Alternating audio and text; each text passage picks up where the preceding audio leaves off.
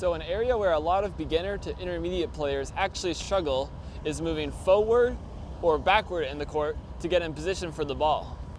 Moving side to side for the ball on the forehand side and the backhand side actually comes pretty naturally to a lot of new players. But where they struggle is recognizing the short ball that's coming or the deep ball that's coming and knowing how to best position themselves for that shot. The problem is when beginner to intermediate players get the short ball in the match, they're actually very late to recognize it. Whereas if they recognize it early, they could be in position and attacking off that ball. They're very late for it to register, so then they end up scrambling for the short ball and they just stab the racket out in front of them to try to reach the ball and pick it back up and put themselves in a weakened position. There's a few things you need to look for when it comes to anticipating the short ball coming from the opponent. The first thing is you want to look for their position when they're hitting the ball. If they're hitting the ball like this or this, i.e. a defensive position, you shouldn't be anticipating a deep shot from your opponent. You should be anticipating that they're going to hit a weak ball and it's probably going to land short in the court. That's your first cue to start moving forward. The second cue you want to look for the contact off the racket. If they make contact in the middle of the strings, they're probably going to hit the shot normal depth. However, if they hit the frame somewhere off any part, the side part of their racket, which is pretty common at the beginner stage, that means they're going to have less power on their shot and it's going to land a lot shorter in the court. For a lot of players, this means it's difficult for them. They don't know how to return it. But if you can learn to expect the short ball off a mishit shot on the frame, you can move up to it early and you can actually use that ball to your advantage in the point. When it comes to returning a deep ball, this is actually a much more difficult shot to deal with.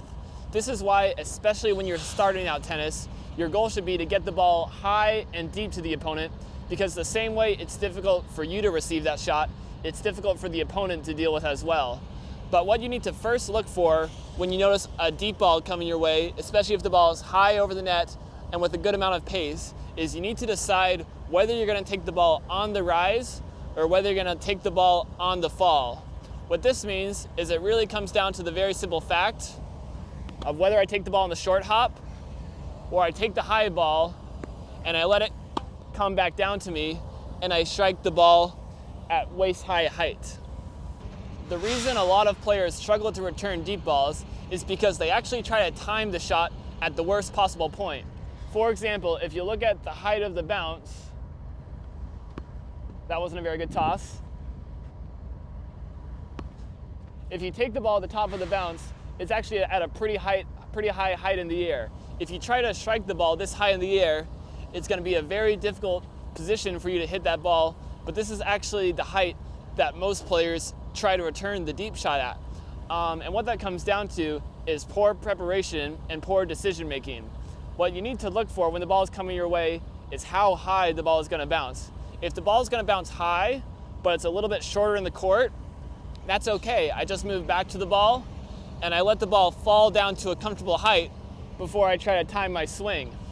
If I realize that the ball is coming in too fast or the ball is going to bounce too high and that it's going to be unrealistic for me to move back to the ball and I'm not going to have time for the ball to drop back down to my waist height, that's a ball where I need to make a decision. I'm not going to let the ball get up high to me in the first place. I'm going to take the ball early enough off the bounce that the ball actually doesn't have time to rise up high in the air. I'm standing close to the spot where the ball lands on the ground, and I'm striking the ball quickly after it lands on the ground, and I'm timing it at waist height. I'm not letting the ball get over my shoulders before I start my swing to contact. So those are my tips on how to deal with short balls or deep balls in matches, but the most important part is you need to register whether it's a short ball or whether it's a deep ball early. So what you want to start doing, whether you're just playing rallies or whether you're playing points, you want to start calling the ball out, either out loud or in your head. So when you see the ball come off weaker off your opponent's racket, you want to call out short. That sends a signal to your brain, you got to start moving up to the ball right away. Or if you see the ball come a little bit higher over the net, a little bit more pace, you want to call out deep. Then you want to look for the ball and you want to decide right away whether you're going to back up and let the ball drop, taking the ball on the fall, or if the ball is coming in maybe a little bit faster, a little bit deeper, you want to hold your ground and just take the ball on the rise, because you're not going to have time to move back and let the ball drop. So those are my tips on how to deal with these balls. Try it out on court, and you should be much more confident what to do now in those situations.